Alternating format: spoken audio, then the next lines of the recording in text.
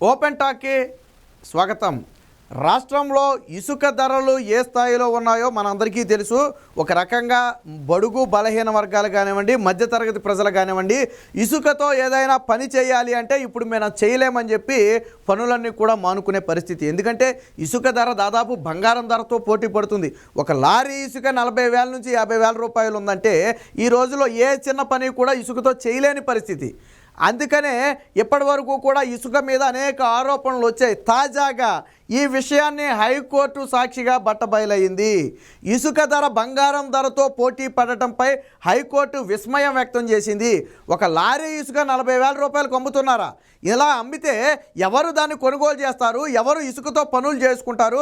ఒకవేళ ఇసుక పూర్తిగా మధ్యతరగతి ప్రజలకు అందకపోతే దాని మీద ఆధారపడిన వాళ్ళ పరిస్థితి ఏంటని ఇలా అనేక రకాల ప్రశ్నలు అయితే నిన్న హైకోర్టు సంధించడం జరిగింది. ముఖ్యంగా ఇసుక నియంత్రణ పైన, ధర నియంత్రణ పైన కానివ్వండి, రవాణా నియంత్రణ పైన మీద కానివ్వండి, లేదా మైనింగ్ కంపెనీలను నియంత్రించడంలో కానివ్వండి, రాష్ట్ర ప్రభుత్వం పూర్తిగా విఫలమైంది. రాష్ట్ర ప్రభుత్వ అధికారులు పూర్తిగా గ్రిప్పు కోల్పోయారు. అందుకనే ఈరోజు ఇసుక 40,000 రూపాయలకు ఒక లారీ ఇసుక చేరింది. ఇది పూర్తిగా ఆ మధ్యతరగతి ప్రజలను కుదేలు చేయటమేనని చెప్పి హైకోర్టు ఆగ్రహం వ్యక్తం చేసింది. అసలు ఎందుకు రాష్ట్ర ప్రభుత్వం చేతులు దులుపుకుని వదిలేసిందో అర్థం కావట్లేదని ఆవేదన వ్యక్తం చేసింది. 5 ఎకరాలకు మైనింగ్ అనుమతి తీసుకుని ఇసుక మైనింగ్కి 50 ఎకరాలు తవ్వేసినా కానీ అధికారులు నిద్రపోతున్నారు. అదే సమయంలో 5,000, 10,000కు రావాల్సిన ఇసుక 40,000, 50,000 అయినా కానీ అధికారులు ఆ ధరను నియంత్రించలేకపోతున్నారు. మరి రాష్ట్ర ప్రభుత్వ బాధ్యత లేదా? ఇందులో ప్రజలకు చౌక ధరకు ఇసుకను అందించాల్సిన బాధ్యత రాష్ట్ర ప్రభుత్వానికి కాదా అని చెప్పి హైకోర్టు అయితే జగన్మోహన్ రెడ్డి సర్కారుని అయితే గట్టిగా కడిగి పడేసింది. అంతేకాదు, ఎలాగా మీ ప్రభుత్వానికి చేత కాదు కానీ కొన్ని సలహాలు సూచనలు మేము చెబుతాం, కనీసం వాటినైనా అమలు చేయండి, అప్పుడైనా సరే ఇసుక ధర కంట్రోల్లోకి వస్తుందని చెప్పి కోర్టు అయితే కొన్ని సూచనలు సలహాలు కూడా చేసే పరిస్థితి. ఇక మనకు తెలుసు, ఇసుక అక్రమ రవాణాకు సంబంధించి గతంలోనే కేంద్రం ఒక నివేదిక ఇచ్చింది. 40 రీచ్లకు అనుమతి ఉంటే 500 రీచ్ల్లో అక్రమంగా ఇసుక తవ్వేశారని చెప్పి ఒక నివేదిక ఇచ్చింది. దాదాపు 2,000 కోట్ల రూపాయలు ఎన్జిటి జరిమానా కూడా విధించే పరిస్థితి, ఏదైతే జేపీ వెంచర్స్ ఉందో దానికి జరిమానా విధించిన పరిస్థితి మనకు తెలుసు. నిన్న హైకోర్టు ఆ విషయాన్ని కూడా గుర్తు చేసింది. రాష్ట్రంలో అక్రమంగా ఇసుక మైనింగ్ జరుగుతుందని చెప్పి కేంద్రం నివేదిక ఇచ్చింది. ఆ నివేదిక మా దగ్గర ఉంది. దానికి రాష్ట్ర ప్రభుత్వం ఏం సమాధానం చెప్పుద్ది? ఎందుకు అక్రమ ఇసుక రవాణా జరుగుతుంది, అక్రమ తవ్వకాలు జరుగుతున్నాయి, ఎందుకు రాష్ట్ర ప్రభుత్వం దాన్ని అడ్డుకోలేదు? అడ్డుకోవడానికి అసలు మీరు తీసుకున్న చర్యలేంటి?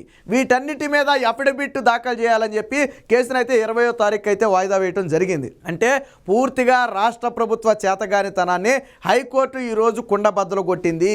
చివరికి వీళ్ళకి చేతగాది కాబట్టే హైకోర్టే కొన్ని సూచనలు సలహాలు చేసి వాటిని తప్పనిసరిగా పాటించాలని చెప్పి ఆదేశాలను కూడా జారీ చేసింది. 5 ఎకరాల్లో మైనింగ్ అనుమతులు తీసుకుని 50 ఎకరాల్లో తవ్వేశారని చెప్పి ఆవేదన కూడా వ్యక్తం చేసింది. వాస్తవానికి పల్నాడు జిల్లాలో జరుగుతున్నటువంటి ఒక అక్రమ ఇసుక మైనింగ్కి సంబంధించి ఒక పిటిషన్ దాఖలైంది. అప్పుడు నదీ పరివాహక ఏదైతే ఫ్లోటింగ్ ఉంటుందో నదీ ప్రవాహానికి కూడా అడ్డంగా కట్టలు కట్టి దాని మీద నుంచి ఇసుక రవాణా చేస్తున్నారని చెప్పి ఒక పిటిషన్ దాఖలైంది. దీని మీద కూడా హైకోర్టు విస్మయం వ్యక్తం చేసింది.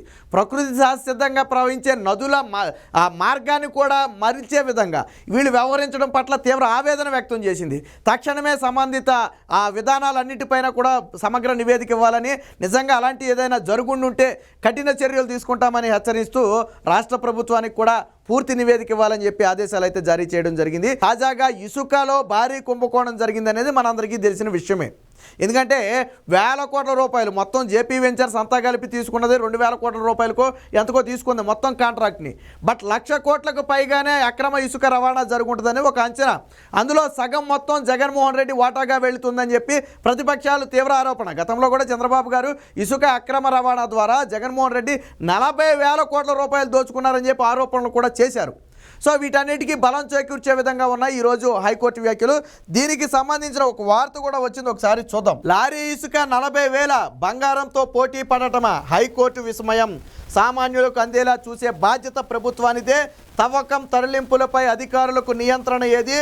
రీచ్లలో ఏం జరుగుతుందో వారికి తెలియటం లేదు. మండల స్థాయిలో పాయింట్ పెట్టి విక్రయించండి.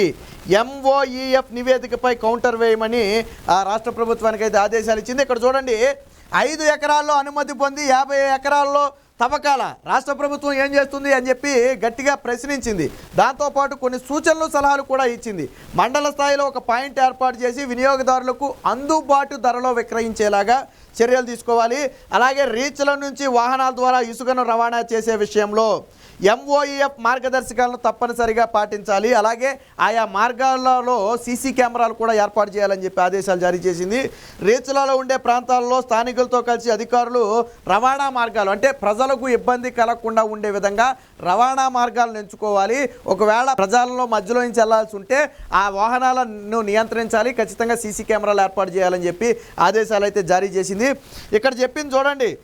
ఈ రాష్ట్రంలో ఇసుక ధర బంగారంతో పోటీ పడుతుందని హైకోర్టు వ్యాఖ్యానించింది. లారీ ఇసుక ధర 40,000కు విక్రయించడంపై విస్మయం వ్యక్తం చేసింది. మైనింగ్ అనుమతులు పొందిన కంపెనీలు అధిక ధరకు విక్రయిస్తుంటే రాష్ట్ర ప్రభుత్వం ఏం చేస్తుందని ప్రశ్నించింది.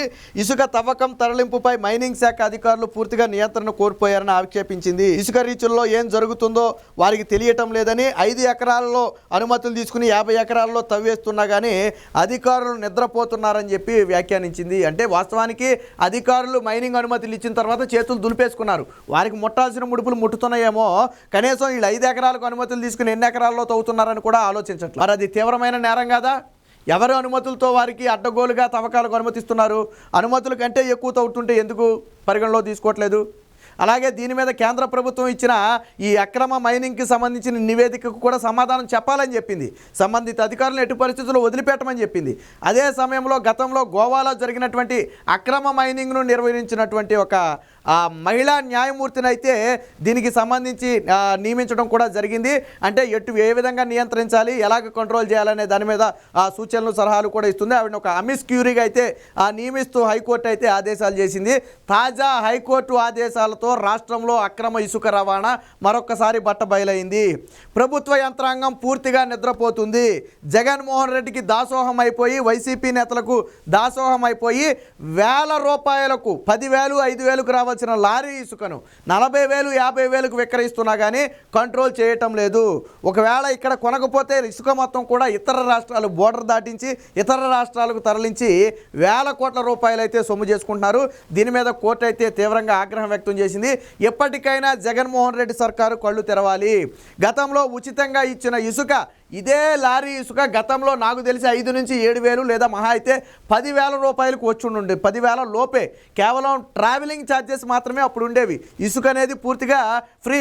అక్కడ లోడ్ చేసినందుకు ఛార్జ్ అయ్యి ఉండేది, ఆ రవాణా ఛార్జింగ్ ఉండేది. అంతే తప్ప ఇసుకకు ఎటువంటి ఛార్జు ఉండేది కాదు. కానీ జగన్మోహన్ రెడ్డి వచ్చిన తర్వాత ఈ ఇసుకను కూడా బంగారంగా మార్చేసి, చరిత్రలో ఎప్పుడూ అనుకోలా ఇసుక బంగారం ధరతో పోటీ పడదని ఎప్పుడూ అనుకోలా.